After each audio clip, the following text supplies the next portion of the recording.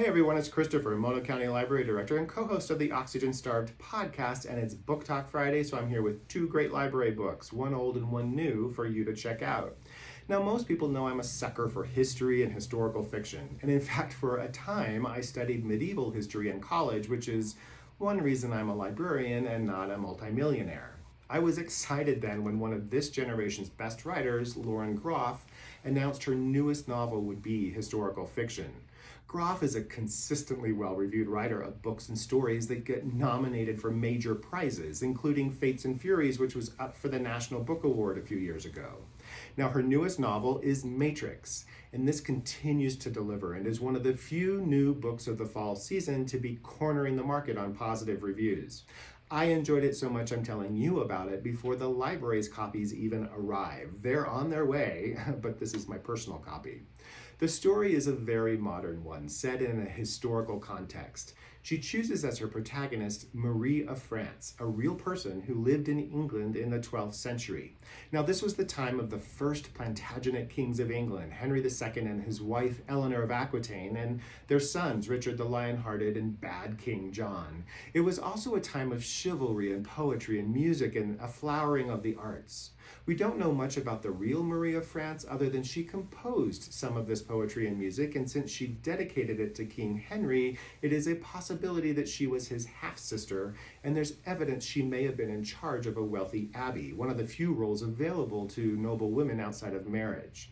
Now, Groff uses this possibility as her starting point, telling Marie's story from when she's a teenager, sent by Queen Eleanor to take over a struggling poor abbey as a way to get rid of her, up until her death in her 70s, by which time she has not only single-handedly created one of the wealthiest abbeys in the country, but has also pushed the boundaries of female empowerment within that strict Catholic hierarchy through hard work, some subterfuge, and mystical visions that she reports seeing. Now, because Groff closes Marie off in this abbey setting, there are no male characters in this book. And to keep on her course, Marie has to convince and entice the women around her to follow her path without seeming too heretic. And that's where the title Matrix and all its meanings come in. The word is derived from mater, the Latin word for mother, and in ancient Rome, a matrix was a mother plant whose seeds were used to expand a crop. And this is what Marie is spending her lifetime crafting, a matrix of relationships at which she is at the center and which becomes a growing hive of culture that is also reflected in the stone foundations as the abbey becomes richer and grows in size. Now, you might think an entire novel set within that abbey setting is a little confining, but Groff's language propels this story, often in exquisitely beautiful prose. Now, you can hear me talk more about this book in the next episode of the Oxygen Starved podcast, due out on October 5th, but in the meantime, let me go to my choice for the old this week. And I've chosen Marion Mead's biography of Eleanor of Aquitaine, that queen in Matrix. Eleanor was a colorful and driven woman in an era when women weren't supposed to be so powerful. So she is the subject of numerous novels and biographies, including a great biography by Alison Weir that we also have. But I've chosen Mead's older book that came out in 1977 and has been available ever since. Mead's biography stands out because it is scrupulously researched and it captures Eleanor's long life. She lived until her early 80s, as well as the incredibly turbulent time she lived in and in fact played a central role in.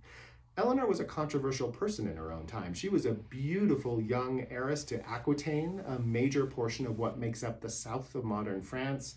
She married the French king, went on crusade to the Holy Land, had 2 daughters, and then as their marriage soured, she divorces him to marry a younger man, Henry II, that first Plantagenet king of England, who also held major portions of western France. So by adding Eleanor's Aquitaine to the mix, together they created an empire. But that's where it gets juicy. It was an empire that only lasted a few decades because Henry famously didn't get along with his sons.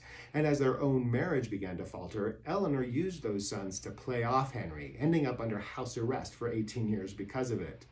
2 of those sons went on to become kings. I mentioned them, Richard the Lionhearted and Bad King John, who would in effect lose most of the empire his father created.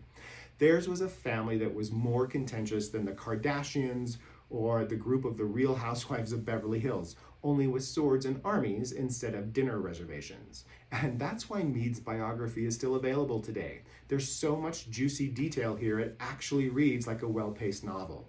Now, both Eleanor of Aquitaine by Marion Mead and Matrix by Lauren Groff are terrific reads, and both are available, or will be shortly, from Mono County Library. Come in and browse for your next great read, and until then, stay safe and happy reading.